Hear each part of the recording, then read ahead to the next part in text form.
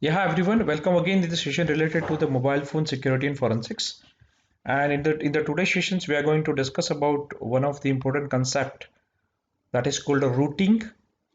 And I'm Dr. Divij Singh Rathod, Associate Professor, School of Cybersecurity and Digital Forensics, National Forensic Sciences University, which already have the status of institution of national importance. Now, today, we'll talk about the routing Android.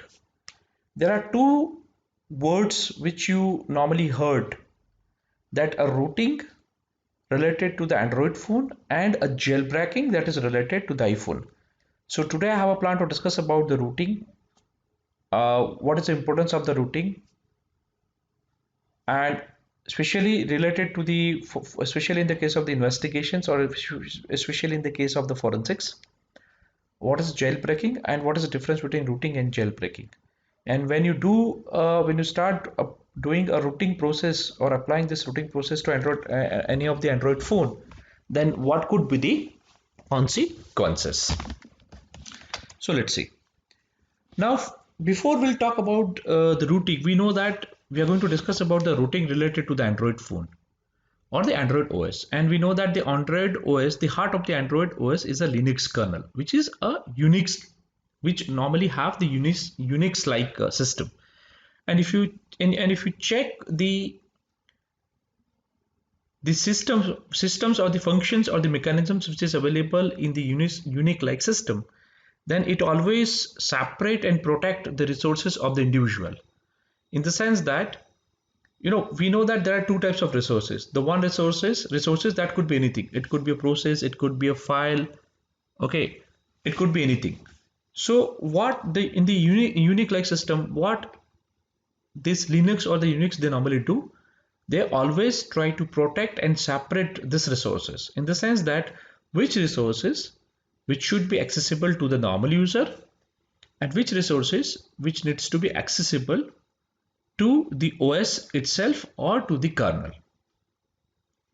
Okay, so now as you can see on the screen, like is that the second point is users while allowing them to use the system simultaneously. However, in order to perform the privileged tasks such as granting and revoking powers of ordinary users, accessing critical system files, to repair or upgrade the system, and so on. One more thing, it is also necessary to have a system administrator account that has a super user access. The moral of the story is the users, they should have a privileges to access those resources which is related to their processes, user processes. Users should not allow to access any of the resources or the processes which is related to the kernel. If suppose user wants to access any of the kernel processes or those processes for which the user don't have a privileges or the rights, then the user needs to get those privileges, or the user needs to become a super user or a root user. Okay, so we have two types of accounts. The nature of the Unix and the Linux system is to separate the access of the resources in a way that the user have their separate privileges and the super user have their separate privileges. So we normally have two types of account. One is a normal user account, which have a fewer privileges. User accounts in the sense that I will give you the very simple example, like the user don't have, they don't allow to access the kernel processes because they are not meant for it. The second account is called a super user or a root accounts, which has all the privileges. So I would say that the super user or the root accounts has the access to the user process also and the kernel process also. So as you can see on the screen is root is the username or account that by default have access to all the commands and the files on the Linux or other Unix like operating system. The third point is it is also referred to as a root account or a root user or a super user. This could be the three name. Now before I'll go ahead or talks about the jailbreaking. Now remember one thing, the let's take about the desktop machine. If in the desktop machine, if I have a Windows operating system installed, Windows operating system is installed inside the desktop, and if you want to do a forensics of that desktop machine, what you normally do, you'll take out the hard disk, and you will create the image of the hard disk and upload that image to any of the examination and the analysis software. It could be a FTK or an ANCAS or autopsy. Now remember one thing, whenever this analysis examination in the analysis software, then whenever they process that image, you know, they don't see or how many users are there, they won't put any restriction on the analysis and the examination software. In other words, suppose take an example, if I have the mobile phone, the mobile phone is unrooted mobile phone. If I will recover a data from the mobile phone, unrooted mobile phone means the mobile phone will be accessible for a normal user. So if you extract the data from the normal mobile phone, which is an unrooted mobile phone, then there are less chance that you will get a deleted data, because the Android mobile phones have a two flavor of accounts, the user accounts and the root account. And if mobile phone is not rooted, then even the analysis examination and the analysis software, it could be FTK or MCAS, NCAS, they don't have access to those file system. So you don't face such technical glitch related to the types of accounts in the case of the desktop machine or the laptop, because we normally take out the entire memory, entire hard disk from the desktop and the laptop, and then we'll create the image and we'll go ahead. But you definitely find these issues in the case of the mobile phones, because the mobile phones have two different types of users. So if the mobile phone is unrooted, definitely that have a bigger impact in the digital forensics, and if the mobile phone is rooted, then there is a great chance that you can recover a deleted data from that mobile phone. This makes a difference. Okay, because if the mobile phone is rooted, then the examinations and the analysis software FTK and case, they have a full right, have full access to the file system, or they can also access those partitions which is related to the kernel also. Okay, let's talk about the second concept is called jailbreaking, and you normally heard this concept in the case of the Apple iOS. So you should understand there is a thin line between, if I'll talk about the difference between the jailbreaking and the rooting. So the jailbreaking, a device that run Apple iOS, allows you to remove the certain restrictions and the limitations put in place by Apple. For instance, the Apple does not allow us to sideload and unsigned applications on the device. What they're trying to discuss is, suppose if I have an applications with me and I have developed the application inside my laptop, and the application is available in the form of APK. So what I'll do, if I want to install this APK file into my device, I have a two choice. Either I can upload that APK into the Google Play Store, and I can download that applications from the Google Play Store to my mobile phone and I can install. The second way could be simplest, connect your mobile phones with your laptop, do the debugging, enable the debugging inside your Android phone, connect with a USB with your laptop, use a ADB, and you can use a ADB install command with the APK file, and you can install that application inside the mobile phone. As simple as it is. But this is not a case in the case of the iPhone, because if you check the security features which will be imposed in the iPhone, that is from the hardware, that is called a chain of trust. So from hardware itself, they will verify the security from bottom to top, means from hardware to the application. What I'm trying to discuss is, suppose if I have the iOS application with me, if I want to install the iOS applications inside the iPhone, then I also have a two choice. The first choice is I'll upload that iOS application into the iTunes, and I can use that iTunes to download that application inside the iOS application inside the iPhone, and I can install it. The second option, what is the second option is, I have the I can have the iOS application inside my laptop. If somebody says that I'll take iPhone, connect the iPhone with my laptop, and can I push this iOS application inside the iPhone directly from the laptop? Then my answer is no, you cannot. I'll tell you why, because as I told you earlier that in the iPhone, the security of the iPhone is from top to bottom to top, in the sense that any application which you want to install inside the iPhone, that will be verified from the hardware. That is called a chain of security, chain of trust. So I cannot install any of the iOS application from my laptop to the iOS or in the iPhone. So what to do? You need to jailbreak your iPhone. It means that you need to remove those restriction, those security features which was imposed by the iPhone, or it won't allow the developer to install the unsigned iOS application into the iPhone. That is called the jailbreaking. Okay. So the last point is, so by the jailbreaking, you can install the applications that are not approved by the Apple also. That's why I'm using the word is an unsigned application.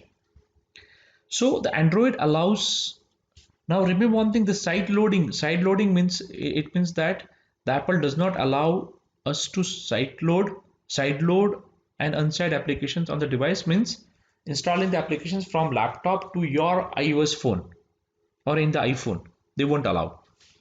But yes, if you jailbreak your iPhone, jailbreaking process itself will remove those restrictions or remove those security features which won't allow us to install, such applications which is not approved by the Apple.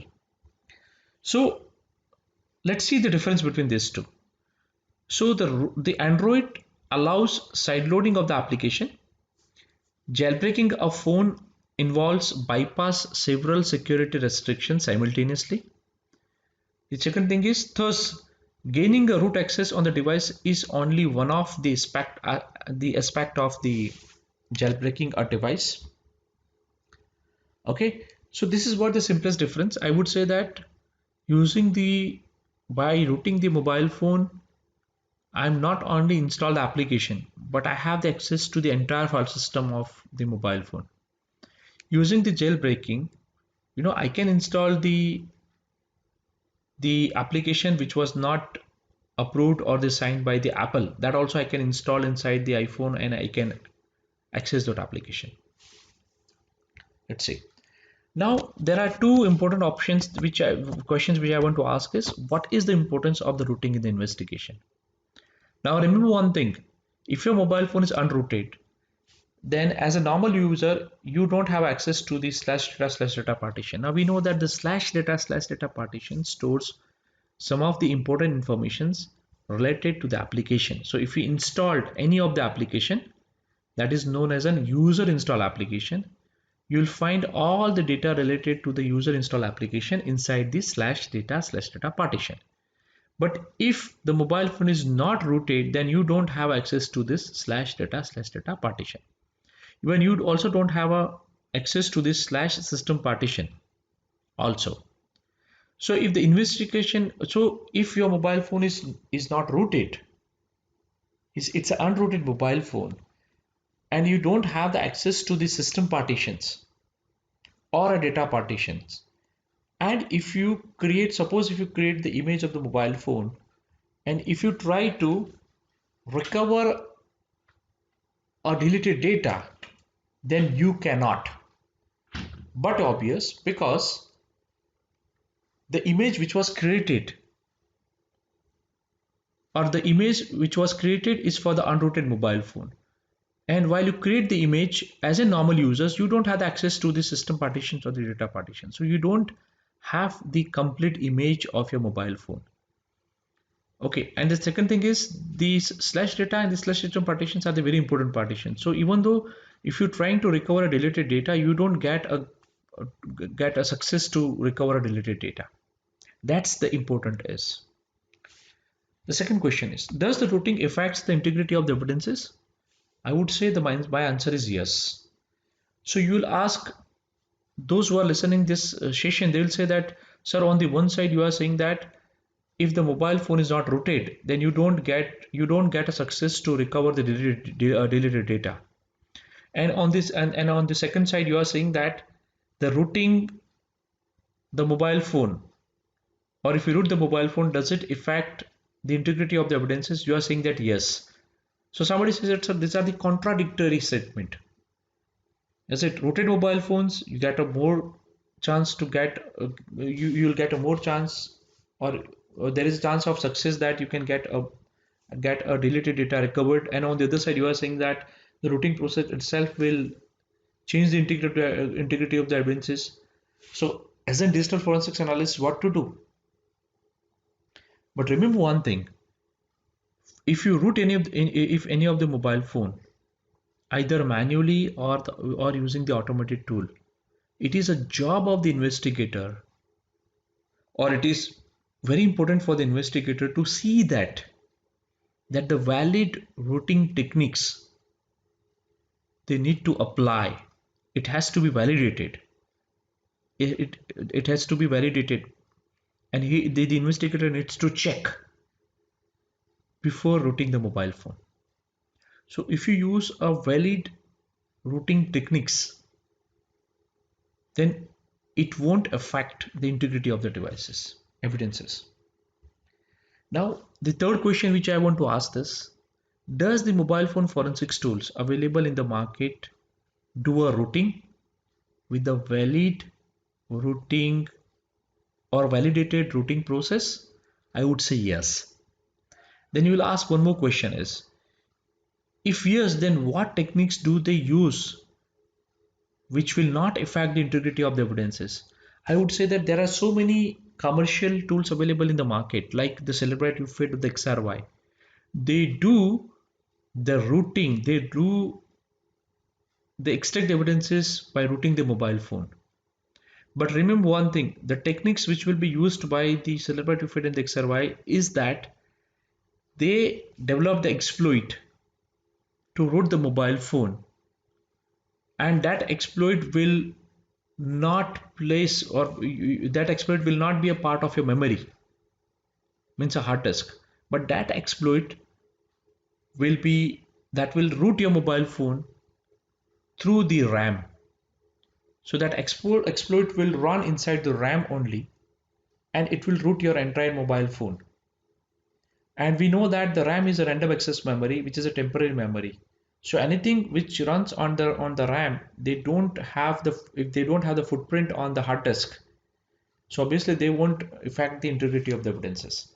So yes, Celebrate UFAID and the other commercial tools, they find a way to run this exploit in the RAM of the mobile phone, and they root the mobile phones, then only they will create the image and extract the evidences from the mobile phone, and they got a good success also. Let's see, why routing? I think we already discussed, but I would like to add some few more points. That by routing an Android device, you can alter or replace the system application and settings, run specialized applications that requires administrator level permissions, or perform operations that are otherwise inaccessible to a normal Android user. I think if you remember that we normally use the ADB shell, or and we can move into the shell of the Android, and we normally write cd slash data. Now slash data partition is not accessible in the unrooted mobile phone, but we know that the slash data partitions, they normally store some of the one of the important informations related to the user install application. That's it. So if you really wants to access this slash data partitions, then I do suggest that you need to read your mobile phone. The second point is, these actions include Uninstalling the default applications, especially the botware that comes along with the phone. Or I would say that if somebody says that, you normally have two types of application in the mobile phone. One is a user install applications, and the second one is a system install application. Now, if your mobile phone is unrooted, you are not able to uninstall the system install applications, which is a pre-installed default applications available inside your Android phone that you cannot uninstall it. But if you want, you can root your mobile phone and you can install those system install application also. This could be the reason for rooting. Rooting is also done for the extreme customizations. For instance, new custom ROM could be downloaded and installed. However, for a forensic analysis point of view, the main reason for rooting is to gain access to those parts of the systems that are normally not accessible. So there could be a reason like if somebody wants to install the custom ROM, when somebody wants to install the flash the memory with the improved Android OS, install of the default Android OS which comes with your mobile phone. So that could be the reason to rooting it. For that, you need to root your mobile phone. The second thing is, as a digital forensics analyst, if you want to access some of the partitions, important partitions like the slash data, the slash system partitions, you have to root the mobile phone. But it is very important to know that the digital forensics is, or any of the evidences which was extracted from the mobile phones, those evidences we need to put in the code. And if any of the investigator they wants to do a manual routing of the mobile phones, they need to take a great care. They need to see that the valid routing techniques should be applied to route the mobile phone. Now let's see. There are some of the, whenever you route the mobile phones, there could be two types of routing is available. One is called permanent routing, and the second one is called the temporary route. I think there are the applications like the Kingo One or the one-click applications which is available in the market. Kingo One or a one-click. And those applications, they will root your mobile phones permanently, in the sense that once you root the mobile phone, even though if you restart the mobile phone, that mobile phones will be rooted only forever. It means that the permanent root where the changes persist even after rebooting the device. The second case could be the temporary routing, as the word itself tell you that it is a temporary routing. It means that the changes are lost once the device reboots. Temporary routes should always be preferred in the forensics cases. And I think if you talk about the Cellebrite, UFADE and the XRY, they also normally do a temporary routing, in the sense that whenever you connect your mobile phones with the Cellebrite UFADE, they will load the exploit on the RAM of the mobile phone. The exploit will root the mobile phone. They will create the image of the mobile phone, extract the related data. Once your process is that will be complete, the exploit will come out from the RAM, and when it come out from the RAM, it will again unroot the mobile phone. So your mobile phone is not got rooted forever, but for a time being. And this is also advisable in the case of forensic cases. Now, there are some more points that I would like to discuss is the private data of each application is stored in the slash data locations and is accessible on that application. Hence, during the course of investigation, the data present at these locations can accessed used by routing the mobile phone. However, routing a phone will allow you to access the data present in any locations. Obviously, once you root your mobile phones, you will become a super user or root user. Then you will have the access to the entire file system. Okay. But few things that you should keep in your mind. If your mobile phone is got rooted, take an example for it's permanent rooted, then the sandboxing will not be available, in the sense that if the malware gets installed inside the rooted mobile phone, then it will infect, then it will I think I would say the infect the entire file system, because rooted mobile phones means you are a super user, you have access to the entire file system. Any application which installed with the root user privilege have access to all the file system. If it is a malware, that will infect your entire mobile phone. Because we know that if the unrooted mobile phone means you are a normal user, in case of the normal user, the sandboxing features available in the sense that every application have their own sandbox, then they have their own instance of the memory.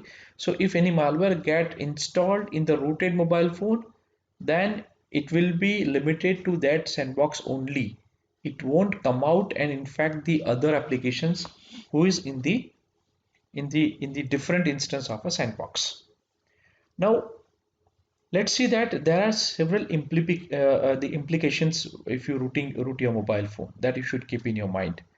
It is important to keep in your mind that the rooting a phone has several implications. The first one is a security risk.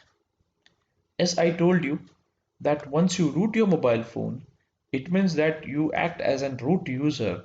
So any application which will be installed inside your mobile phone with the root privileges. So if the malware get installed, infect your entire phone. And second thing is there is no sandboxing. It means that each of the applications they don't have their own separate sandbox or the instance of the memory.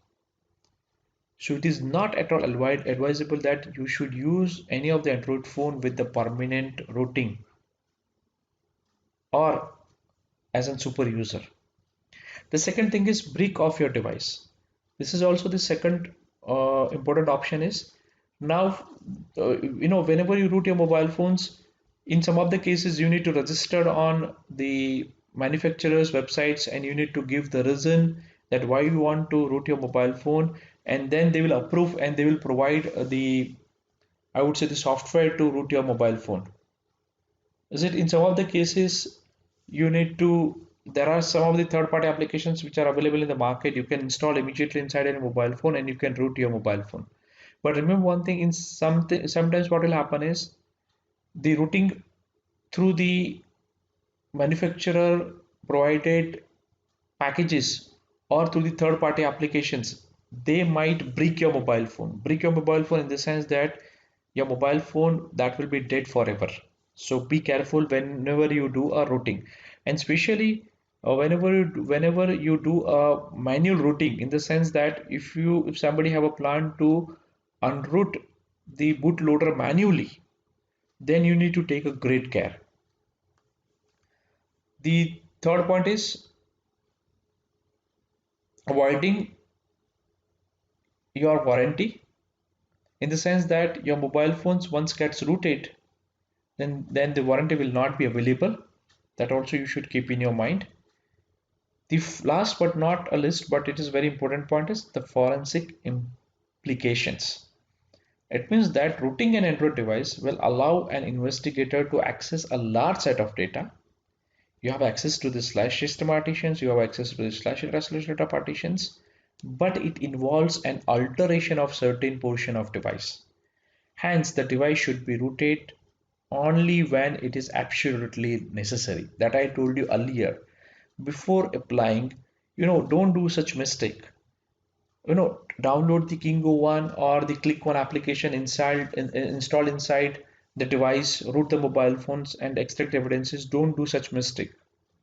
Don't take any steps specifically related to the routing of your mobile phone in hurry.